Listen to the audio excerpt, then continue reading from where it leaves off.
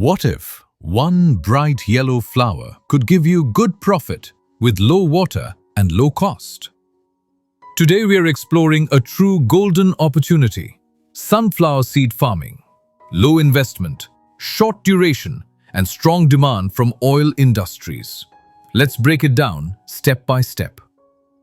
Sunflower loves sunlight. It grows best in warm, dry weather with well-drained, loamy soil. Ideal pH is 6.0 to 7.5. Avoid waterlogging. This crop hates standing water. Plow the field 2 to 3 times to make the soil soft and fine. Mix FYM or organic compost to improve soil health and increase yield.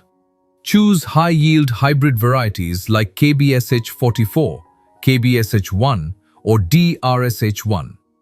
Sow seeds 4 to 5 centimeters deep with 60 centimeters between rows and 30 centimeters between plants.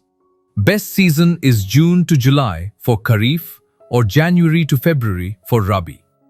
Sunflower is drought tolerant, but for best yield, give 4 to 5 irrigations, especially during flowering and seed filling stages. Remember, no overwatering. Apply balanced NPK fertilizer as recommended. Do 2 weedings, first at 20 days and second at 40 days after sowing. Watch out for helicoverpa and leaf-eating caterpillars. Use neem oil or recommended pesticides when needed. Good drainage helps prevent fungal diseases. The crop is ready in 90 to 110 days. When the back of the flower turns yellow and the seeds become hard, it's harvest time.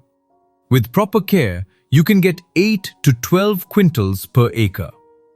Sunflower seeds are in strong demand for oil extraction and snacks. Market price ranges from 4,000 to 6,000 rupees per quintal. This means a possible profit of 20 to 30,000 rupees per acre. Sunflower can brighten your income. Like, share and subscribe to Discover Agriculture.